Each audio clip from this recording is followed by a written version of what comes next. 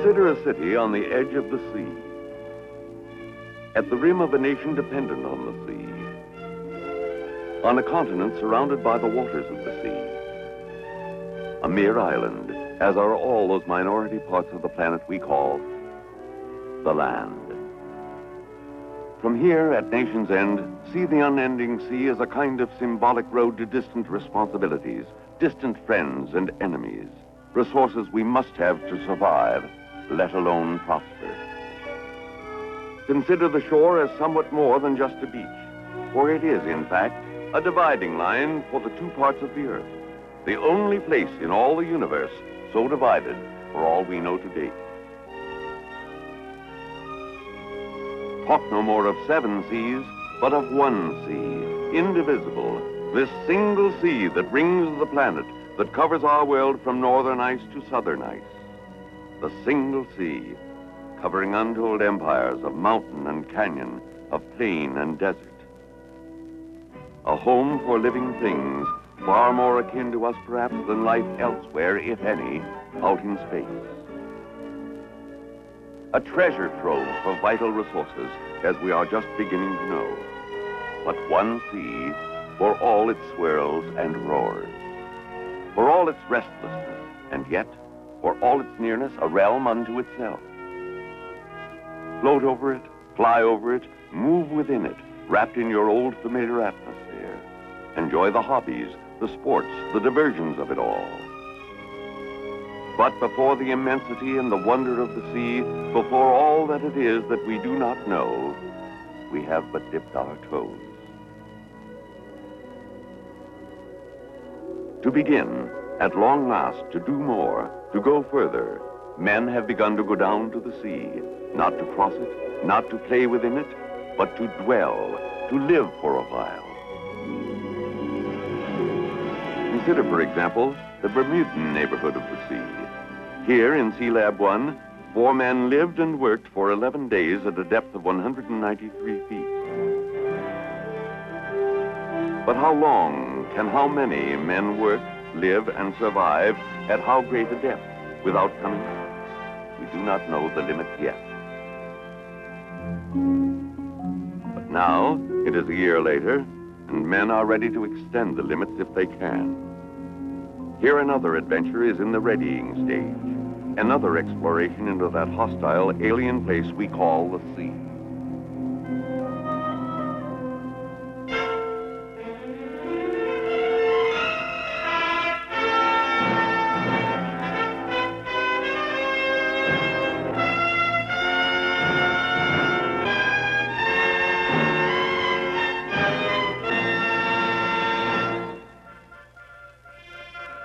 Here, within the sovereign waters of our America, the political frontier is but 3 miles from the shore.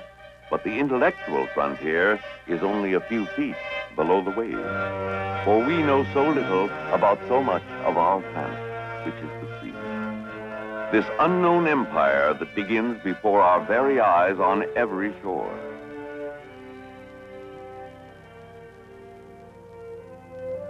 Captain Lewis Melson, commanding, along with George Bond, also a captain in the United States Navy and a doctor of medicine, now make ready for Sealab 2, 1 mile off the shore of La Jolla, California. Captain Mazzoni, commence flooding conning tower. What's our absolute pressure in Sealab? We have 44.1 pounds absolute. As Navy divers and riggers prepare to lower Sealab 2 to the bottom, 205 feet below, the question becomes, can men go even deeper, stay even longer, and work not only hard, but skillfully too? What indeed are the limits on flesh and blood beneath the waves? Never before Sealab 1 had men lived so long within the sea at such a depth. But to state a record is to state a challenge. That eternal American question, what next? If man need not return to the surface periodically, taking a long time to decompress those potentially fatal bubbles within his body, he can be infinitely more productive down below. But suddenly, as Sealab is being lowered...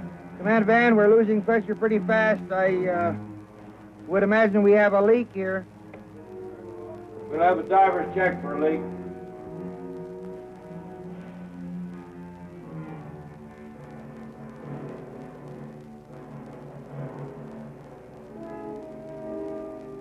This was an unconventional kind of leak where the helium atmosphere inside the Sea Lab was being forced by its own pressure to escape. Capizoni, divers report leaks at all port vents. Are we still losing gas rapidly? We're losing gas fairly rapidly. I think we could probably stay ahead. Very well. Diving station, let's continue to lower away. We can't stop. I repeat, we can't stop at 60 foot for check. We're losing gas. We have only 8,000 cubic feet of helium to get to the bottom. We must continue to lower away. It became a race. Get Sea Lab to the bottom right now, where the approximately equal pressures would keep the water out, the vital gases in. And so, 205 feet down, Capizoni, Sea Lab on the bottom. The pressure is holding at about 102 pounds, absolute. Very well. the Personnel Transfer Capsule, or PTC, goes down first. In case anything goes wrong in the Sea Lab capsule, the PTC, kept at the same pressure as the Sea Lab itself, will be the one refuge for the men. It will also be their elevator for the ride back to the surface when their stay is over 15 days later. 2 other 10-man teams will follow this one, each to remain 15 days, excepting Scott Carpenter, however. The astronaut, who is to become an aquanaut, will remain below 30 consecutive days. Among the 10 men are a doctor, an engineer, and 2 oceanographers.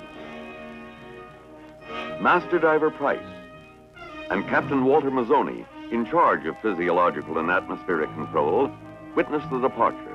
The first team is to get the Sea Lab habitat operating, to explore the sea around it, to study marine life and the flow and temperature of the water, and to be in themselves human experiments in the physiology of man as he exists and labors within the sea. Down here, you can pay stiff prices for what would be small mistakes on the land or near the surface. While Wilbur Eaton rigged a lifeline to a Sea Lab, Commander Scott Carpenter, the team leader, enters through an open interface of water, held at bay by the equal pressures within the capsule. Diving station, aquanauts Carpenter and Eaton have entered Sea Lab 2. Aye, Command Van. The second aquanauts are getting dressed and will be ready in about 5 minutes. And so, toward the end of August, the 45-day Sea Lab 2 experiment begins. The men go down into an opaque and murky bit of the ocean, far more typical of the ocean as a whole than those crystalline, technicolored deeps off Bermuda. Down they go, accompanied always, never alone. In deep-sea diving, you owe your life, sooner or later, to the buddy system. Inside Sea Lab, you begin your life as an alien to this realm by breathing an atmosphere of 80% helium, 16% nitrogen, and only 4% oxygen. For ordinary air would be a deadly gas mixture at these pressures of 100 pounds per square inch, 7 times those of sea level. It is almost as if you were on another planet, though you are within the territorial waters of the United States. Aquanaut Carpenter exchanges greetings with astronaut Gordon Cooper, orbiting the Earth in Gemini 5. History's first chat between the bottom of the sea and outer space. Hello, Sea Lab. Good, how you doing, Scott? There's an airplane down there. I got you, Pluto. Almost 6 years ago, we just got down this afternoon, and we're glad we got a chance to tell you what it means.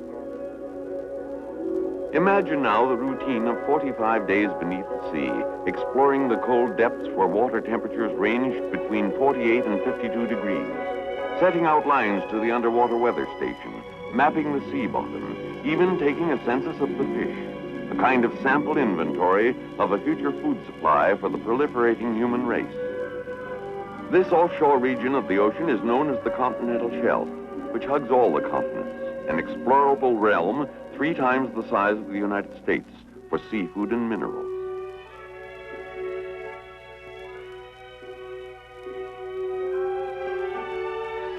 A new realm for travel and rest, study and work. Today's fantasy turns out to be tomorrow's routine often enough.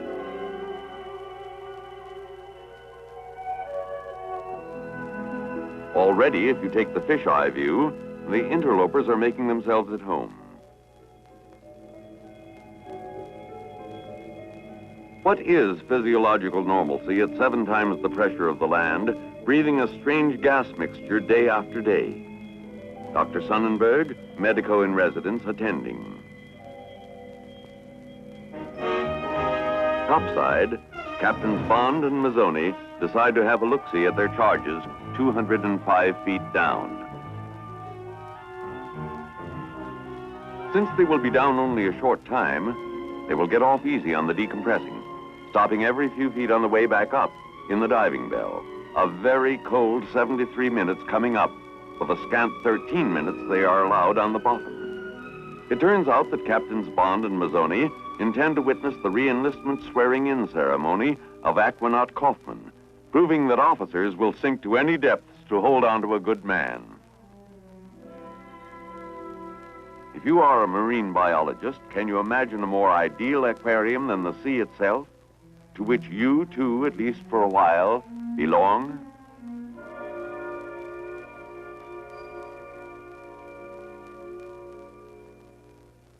The cold black water was not an attractive medium for work, but in their early forays, the aquanauts managed to install the underwater weather station, a permanent emplacement.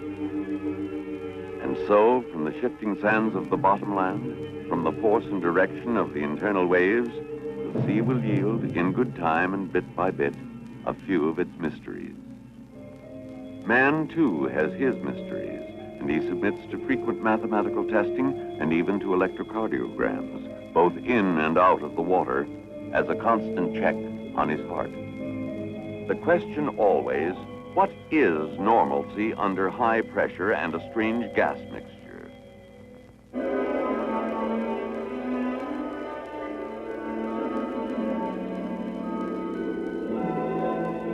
Food, supplies, mail, and newspapers come to you via United States Navy pressure pot, an exclusive service others may imitate, but never quite duplicate. Happy birthday, Dr. Sonnenberg, but it was your loving wife who was responsible, not the United States Navy pressure pot express service. Anyhow, you can't strike a match in a helium atmosphere. There just isn't enough oxygen to make it burn. A good place to kick the smoking habit. Whenever you exit for a look-see, bear in mind the Sea Lab habitat is your compulsory home. You cannot just rise to the surface, emergency or not. Rapid decompression would kill you, and you must take care not to get lost in the dark waters. Among the hazards of the deep are the scorpion fish. The first aquanaut to be stung by one was Carpenter, who was hit on the right index finger, causing his arm to swell all the way up to the elbow. The pain was sharp and intense, but no matter how serious the wound, even if it were potentially fatal, you do not return to the surface. You are now an inhabitant of the sea until you decompress for 30 hours or more. Under Dr. Bond's topside instructions, Dr. Sonnenberg treated the wound, aided by special drugs stocked right in the Sea Lab.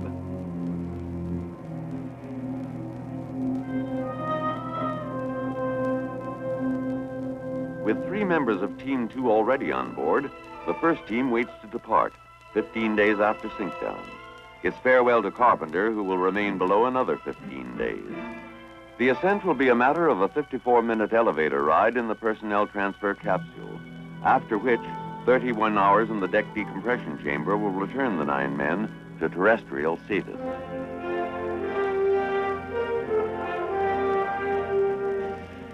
You keep in touch with Topside by electrowriter, and Topside keeps an eye on you, Big Brother-like, with its one-way television monitor, while the rest of Team 2 makes its way down what one of them called the longest 200 feet in the world.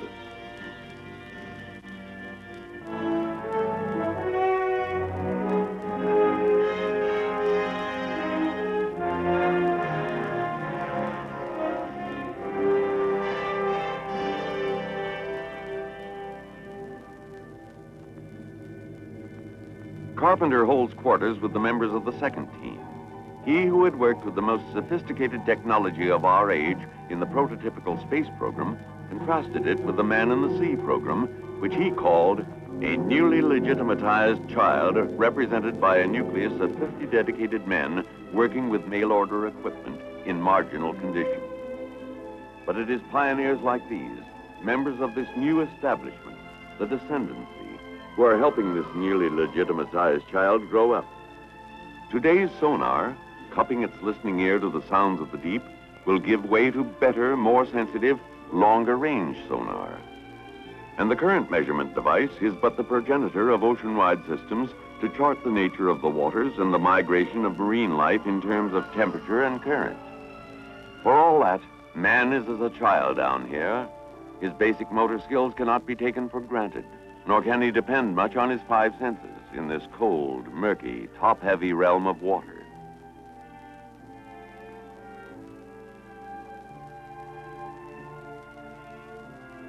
You develop a certain gladness to be home again.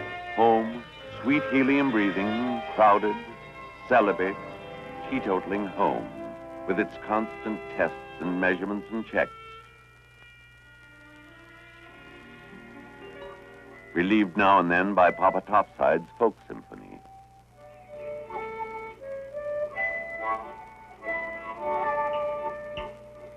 How do you like that one?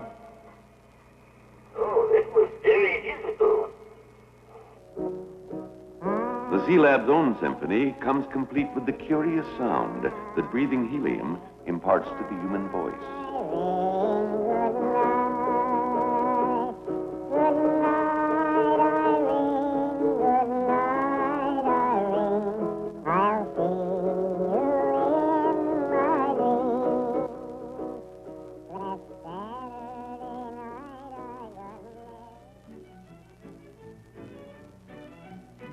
Into this ocean realm of mountains and canyons, plains and plateaux, who will play the role of St. Bernard dog to aid those in distress? Who learned to come at once to an acoustic signal? Who learned to carry mail and a lifeline to a diver pretending to be lost? Who visited the aquanauts during their bottomland forays? Who but Tuffy the porpoise, first of the trained breed who may become man's best friend within the sea?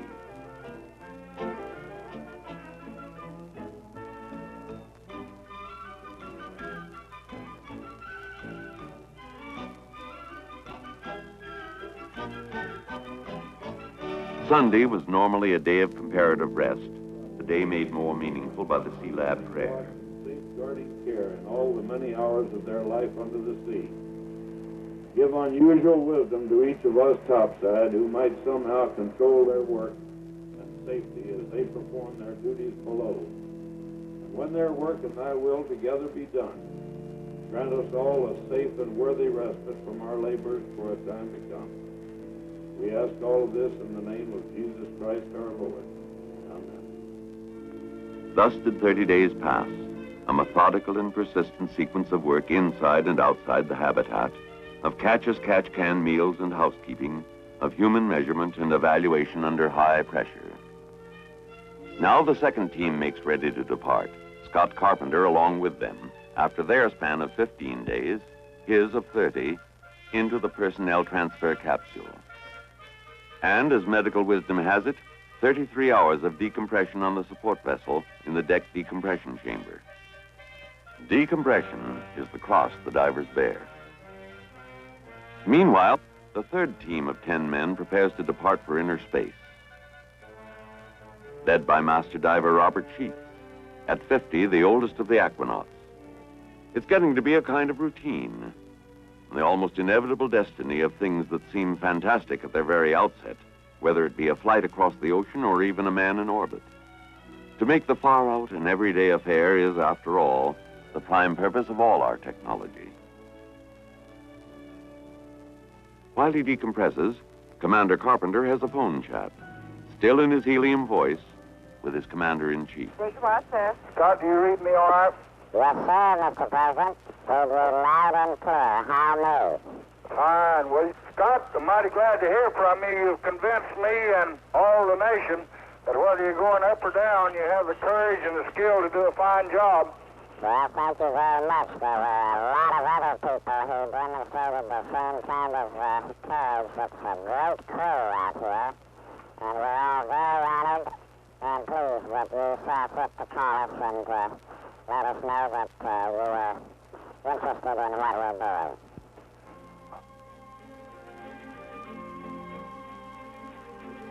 Then comes that happy moment when you become, except for your memories, like other men again, breathing the natural atmosphere of Mother Earth.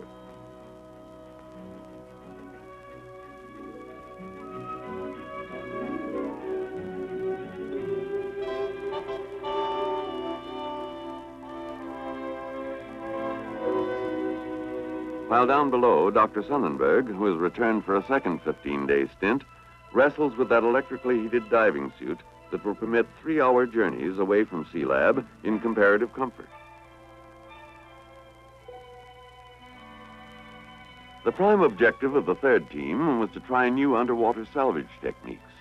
Using a special foam, they raised barrels and an aircraft hulk from the bottom. With special torque-free tools, working on the explosive principle, they attached plates and lifting surfaces to part of a submarine hull.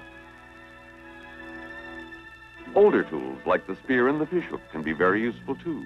You may not like sashimi, that Japanese delicacy roughly translated as raw fish, but frying is verboten down here. Hydrocarbon smoke doesn't mix well with helium in a delicate man-made atmosphere.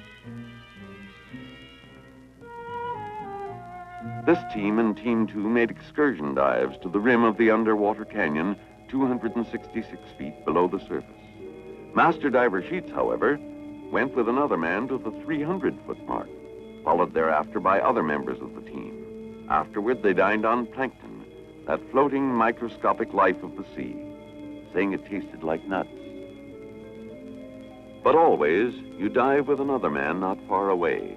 The brief history of deep diving has proved time after time that the best of divers needs help desperately sooner or later.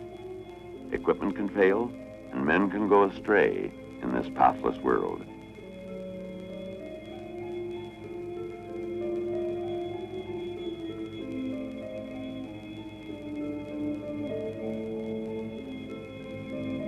In the murk of the seafloor, you see a hint of the future.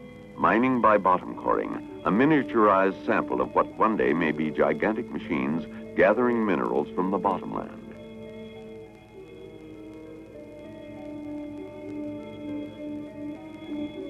Work to be done, where existence alone is a kind of triumph.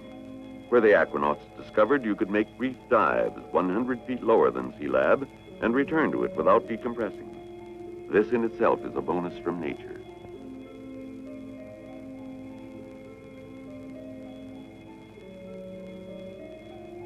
45 days have passed since the first 10 men came to live here, and now the time has come for anchors away, for men and hardware too. And the last swim toward the PTC elevator for the men of Sealab 2. Command van, the Aquanauts report the lower hatch has been shut and dogged. They are standing by, ready to come up. Very well.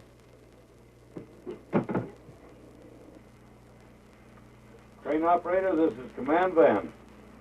PTC is ready for liftoff. Lift away.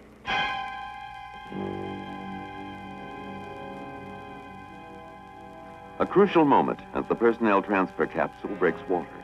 It contains 10 men still under sea bottom pressure who must decompress slowly or die. A faulty valve, a leak, a single mistake of the many that are possible could turn the capsule into a coffin. As it is, the ancient art of rigging is not the least of the skills you need in this particular kind of oceanography. The mating of the personnel transfer capsule with the deck decompression chamber. Now begins the long wait. Decompression from 100 pounds per square inch to 14 7/10 pounds per square inch. From 205 feet below to sea level. But at the 28-foot mark, almost home, trouble, bad trouble. Okay, Bob, we got the report on your possible hit. Would you like to give me a rundown on it, please? Yes, Captain. I have a pretty deep-seated pain in my right leg. It started about an hour ago. It started at the right knee and has now progressed up to my hip, and pain is increasing in intensity. I thought I'd better report to us as possible. Yeah. Okay, wait one. Let me check here, Ralph. I think we better hold at 26 feet.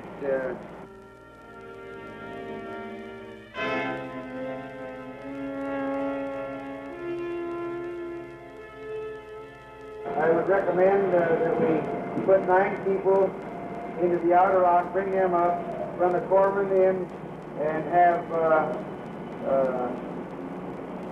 have the inner lock brought on down to 60 feet and try Bob on the oxygen treatment table and see how it goes there, bring him up separately. And so, from the outer lock in a quiet, tired moment, after the requisite 35 hours, 9 men emerged from decompression.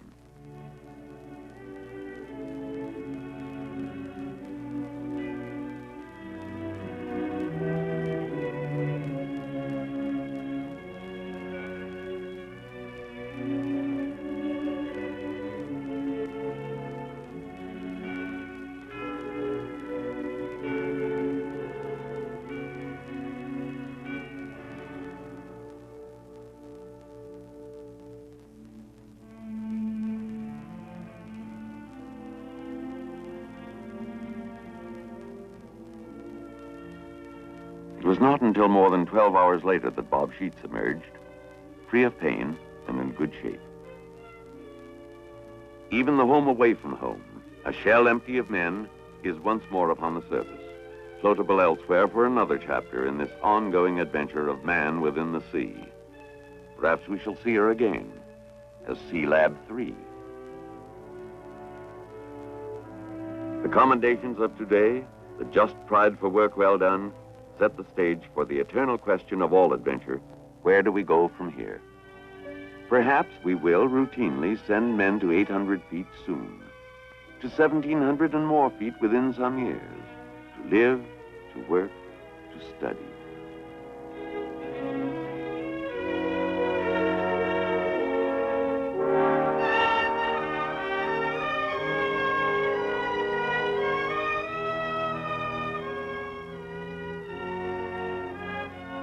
A new world.